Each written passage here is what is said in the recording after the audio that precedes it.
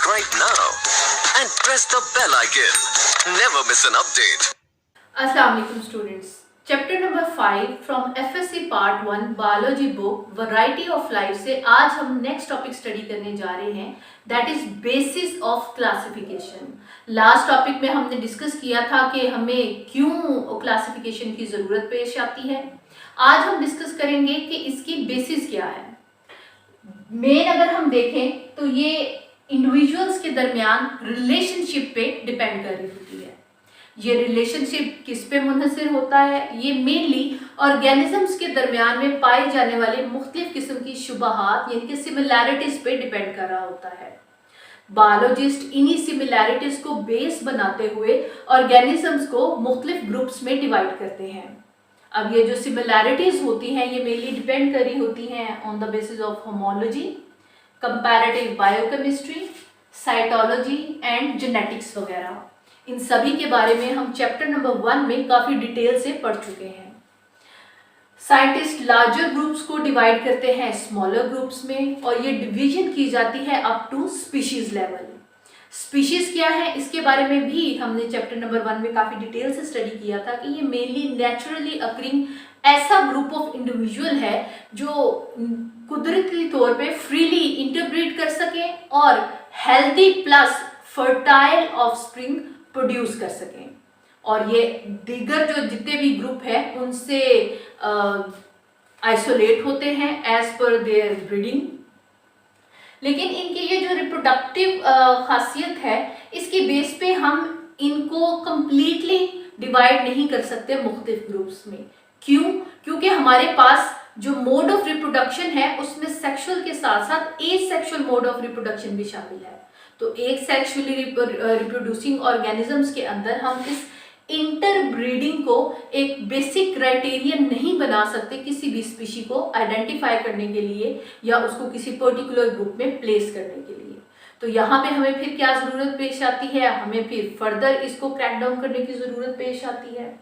मुख्तलिफ ओवरऑल अगर हम देखें तो जो स्पीशीज हैं एवोल्यूशनरी पॉइंट ऑफ व्यू से वो एक इंडिपेंडेंट यूनिट हमारे पास आ रही हैं।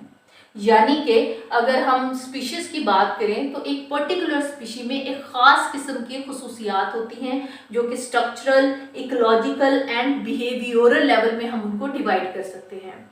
जैसे कि कुछ ऑर्गेनिज्म ख़ास किस्म का बिहेवियर शो करते हैं। जैसे अगर हम डॉग्स की एग्जांपल लें तो वो थर्मो रेगुलेशन के लिए यानी कि अपनी बॉडी में टेम्परेचर को मेंटेन करने के लिए पैंटिंग यानी कि जुबान को बाहर निकाल के मुंह खोल के तो ये एक खास किस्म का प्रोसेस अडॉप्ट करते हैं जिसमें एवेपोरेटिव कूलिंग होती है, वेंटिलेशन होती है लंग्स की, क्योंकि उनके अंदर स्वेट ग्लैंड्स वगैरह मौजूद नहीं होते। तो ये एक खास किस्म का बिहेवियरल अडाप्टेशन है जो डॉग्स और इसके साथ जितने भी मिलते जुलते जानवर हैं उनमें वो सेम प्रोसेस यूज कर रहे होंगे। इसी तरह इकोलॉजिकल बिहेवियर की अगर हम बात करें तो हमारे पास मुख्तलिफ किस्म के इकोसिस्टम है और हर इकोसिस्टम के अंदर कुछ खास किस्म के ऑर्गेनिजम्स उसको ऑक्यूपाई कर रहे हैं।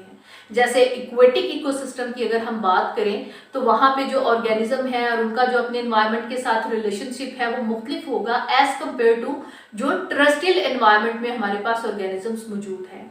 इसी तरह अगर हम स्ट्रक्चरल कैरेक्टरिस्टिक्स की बात करें तो मुख्तलिफ ऑर्गेनिजम्स में मुख्तलिफ किस्म के स्ट्रक्चर्स पाए जाते हैं। जैसे अगर हम बर्ड्स की ही एग्जाम्पल लें तो उनके अंदर विंग्स होते हैं, लाइटर बोन्स होती हैं, बीक है, टेल है और एक खास किस्म की beak to tail body arrangement है, बॉडी शेप है।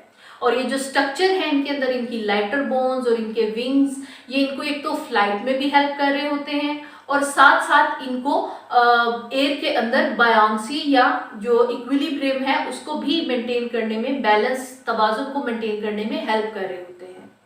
इसी तरह अगर हम देखें तो मुख्तलिफ ऑर्गेनिजम्स में टेल या दुम का पाया जाना ये भी एक स्ट्रक्चर है। और हम देखते हैं मंकीज हैं उनके अंदर टेल है और वो खास किस्म का फंक्शन उससे ले रहे होते हैं।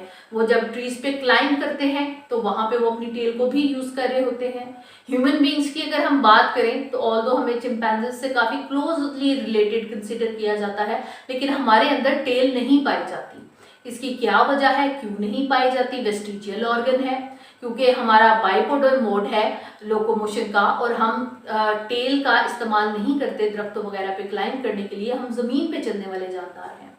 तो इस तरह मुख्तलिफ ऑर्गेनिजम्स के अंदर स्ट्रक्चर या उनके इकोलॉजिकल या बिहेवियरल एस्पेक्ट से सिमिलैरिटीज और डिसिमिलैरिटीज पाई जाती हैं, जिनकी बेसिस पे साइंटिस्ट फर्दर इनको डिवाइड कर सकते हैं। और स्पीशीज एक ऐसा ग्रुप है जिनके अंदर ये खास किस्म की खसूसियात डिस्टिंक्शन के साथ पाई जाती हैं, इसीलिए इसको एक इंडिपेंडेंट एवोल्यूशनरी यूनिट भी कंसीडर किया जाता है। और ये भी माना जाता है कि डिफरेंट स्पीशीज आपस में एक दूसरे के साथ जीन्स भी एक्सचेंज नहीं करती, क्योंकि हम जानते हैं जीन्स जो कि क्रोमोसोम्स के ऊपर लोकेट होते हैं और ये बेसिकली जितनी भी इंफॉर्मेशन है हेरिडिटरी इंफॉर्मेशन वो कैरी कर रहे होते हैं, जो वालिदैन से बच्चों में या एंसेस्टर से डिसेंडेंट्स में ट्रांसफर होती हैं। तो हर स्पीशी के अंदर अगर हम देखें तो एंसेस्टर से डिसेंडेंट्स में खास किस्म की तब्दीलियां ही ट्रांसफर हो रही हैं, मैसेजेस ट्रांसफर हो रहे हैं और मुख्तलिफ किस्म की एडाप्टेशंस रूनुमा हो रही हैं। जबकि अगर हम अक्रॉस द स्पीशीज देखें, इंटर स्पेसिफिक देखें, तो वहां पे हमें ये जीन्स का तबादला नहीं दिखाई देता, ये सिर्फ एक खास स्पीशी के मेंबर के अंदर ही दिखाई दे रहा होता है। स्पीशीज की अंडरस्टैंडिंग के साथ साथ हमें ये भी पता चलता है कि ऑर्गेनिजम्स को मुख्तलिफ किंगडम्स में डिवाइड किया गया on the basis of their similarities, और काफी लंबे अरसे के लिए ये जो सिस्टम था it was based on only 2 kingdoms. तो इसे 2 किंगडम क्लासिफिकेशन के नाम से भी जाना जाता है। लेटर ऑन जैसे जैसे नॉलेज में और मुख्तलिफ साइंटिफिक स्टडीज में इजाफा होता चला गया तो इनके फर्दर डिफरेंट ग्रुप्स बनते चले गए और ये 2 किंगडम सिस्टम एक्सपैंड होता चला गया। अब अगर हम ऑर्गेनिजम्स की स्टडी देखें कि हम उनको किस तरह से डिवाइड कर सकते हैं, तो आप एक फॉर्मूला याद कर लीजिए कि ये जो मेन 2 किंगडम सिस्टम था एनिमल्स एंड प्लांट्स, तो इसके बाद जो क्लासिफिकेशन हुई वो कुछ इस तरह से हुई। आप इसको याद कर सकते हैं, Khalid, PCO, family, journal, store, KPCOFGS, Khalid, PCO जैसे टेलीफोन बूथ्स होते हैं, एंड फैमिली, जर्नल, स्टोर। तो K से हमारे पास जो किंगडम है वो आ जाएगा, P से फाइलम, C से class, order, family, genus and species.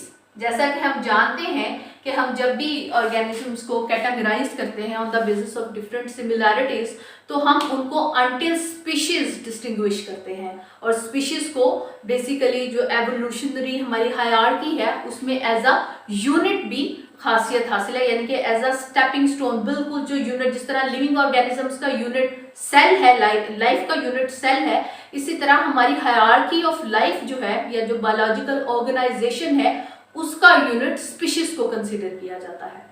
और स्पीशीज क्या होती हैं और उनके कैरेक्टरिस्टिक्स क्या है ये ऑलरेडी हम डिस्कस कर चुके हैं। अब इस बेसिस पे अगर हम देखें तो हम ऑर्गेनिजम्स को करेक्टराइज कर सकते हैं। जैसे अगर हम मिसाल के तौर पे कॉर्न की एग्जांपल लें, कॉर्न या मकई, तो इसमें यहाँ पे आपको प्लांटे लिखा हुआ दिखाई दे रहा है, तो ये मेनली क्या है, इसकी किंगडम ट्रेकियोफाइटा, यानी कि ये पौधों के किंगडम में शामिल है, और ट्रेकियोफाइटा है फाइलम इसका। इससे हमें क्या पता चल रहा है कि ये ट्रिक्योफाइट्स हैं, यानी कि ये ट्रू प्लांट्स हैं। इनके अंदर वैस्कुलर बंडल्स मौजूद हैं। ट्रिक्योफाइट्स में भी फर्दर ये या जिम्नोस्पर्म हो सकते हैं या एंजियोस्पर्म हो सकते हैं।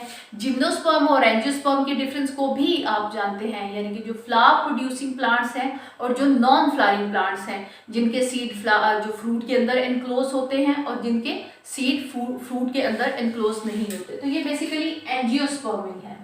तो एंजियोस्पर्म इसकी क्लास आ जाएगी। उसके बाद अगर हम इसके ऑर्डर की बात करें तो वो पोएल्स है, फैमिली पोएसी है, जीनस जी है और स्पीशी मेज है। तो हम जानते हैं कि जो साइंटिफिक नेम है वो हमेशा लास्ट 2 जो कैटेगरीज हैं उन पे डिपेंड कर रहा होता है, क्योंकि वो मोर स्पेसिफिक होती हैं। बाकी हम स्टार्ट से अगर देखें तो ये एक बहुत जनरल कैटेगरी है, यानी कि सभी प्लांट, सभी पौधे इस किंगडम में शामिल हैं, तो इसकी बेस पे भी हम इसका साइंटिफिक नेम नहीं रख सकते। इसी तरह इससे जो नेक्स्ट आने वाला लेवल है फाइलम, वो इसकी निस्बत काफी स्पेसिफिक है, यानी कि ये ब्रायोफाइट्स हैं या ट्रिकियोफाइट्स हैं, लेकिन ये as compared to class still काफी जर्नल लेवल है। इसी तरह हर आने वाला लेवल अपने से पहले लेवल से स्पेसिफिक और हर पहले वाला लेवल अपने से बाद आने वाले लेवल से काफी जर्नल होता है। तो एट द एंड अगर हम देखें तो जीनस हमारे पास ऑल्दो एक जर्नल ग्रुप है, लेकिन स्पीशीज हमारे पास फाइनल, इसके बाद फर्दर हम इसको नैरो डाउन नहीं कर सकते, तो इससे मजीद स्पेसिफिक ग्रुप हमारे पास अवेलेबल नहीं है, ये लीस्ट स्पेसिफिक ग्रुप है। तो फिर हम इन दो की बेसिस पे इसका साइंटिफिक नेम मेंशन करते हैं। तो अगर कॉर्न है तो इसका साइंटिफिक नेम, इसकी जीनस जी और इसकी स्पीशीज मेज, और इसको हम कर देंगे जी अंडरलाइन। या तो आप इसको इटैलिक करते हैं या आप इनको अंडरलाइन करते हैं, बल्कि इसको मैं कलेक्टिव अंडरलाइन करती हूँ ताकि आपको समझने में आसानी हो। इसमें जो जीनस है हमेशा उसका फर्स्ट लेटर कैपिटल आएगा और स्पीशी की सभी लेटर्स स्मॉल आएंगे। इसके अलावा जब हम इसको अंडरलाइन करते हैं तो दरमियान में एक ब्रेक आएगा, जीनस को अलग और स्पीशीज को आप अलग अंडरलाइन करेंगे, ये कलेक्टिव नहीं होगा। और अगर आप इनको अटैलिक कर रहे हैं, like you are writing in italic language और you are writing it on computer, तो फिर उस टाइप पे इसको अंडरलाइन करने की जरूरत नहीं है। तो ये बेसिकली एग्जांपल है एक बायोलॉजिकल क्लासिफिकेशन की ऑफ अ पर्टिकुलर ऑर्गेनिज्म, जिसमें हमने एक कॉर्न की एग्जांपल ली है, मकई के पौधे की एग्जांपल ली है, कि हम अगर उसको आइडेंटिफाई करना चाहें, क्लासिफाई करना चाहें, तो हम कुछ इस तरह से क्लासिफाई कर सकते हैं। और हम जानते हैं इस फैमिली से ताल्लुक रखने वाले जितने भी दीगर प्लांट्स होंगे उनकी खसूसियात इससे मिलती जुलती होंगी। इस आर्टिकल से रिलेटेड इंपॉर्टेंट क्वेश्चन, जिनमें फर्स्ट शॉर्ट क्वेश्चन है, on what basis biologist classified living organisms. Second question is define species and third question is write down biological classification of corn। तो उसको आप इस फार्मूला के तहत याद कर सकते हैं कि आपने इसमें कौन कौन सी चीज़ें मेंशन करनी है। और लास्ट 2 जो हैं डिविजन्स, यानी कि जीनस एंड स्पीशी, तो उसकी बेसिस पे हम इसका साइंटिफिक नेम लिखेंगे, दैट इज जी मेज। स्टूडेंट्स, आज का हमारा टॉपिक यहीं पे कंप्लीट होता है। इंशाल्लाह ताला नॉमेनक्लेचर के एक डिटेल्ड वीडियो के साथ जल्द ही हाजिर होंगे। तब तक अपना बहुत ख्याल रखिएगा और हमें दुआ में ज़रूर याद रखिएगा। चैनल को सब्सक्राइब कीजिए, वीडियो को लाइक कीजिए और साथ लगे बेल के आइकन को ज़रूर प्रेस कीजिएगा। टेक केयर, अल्लाह हाफिज़।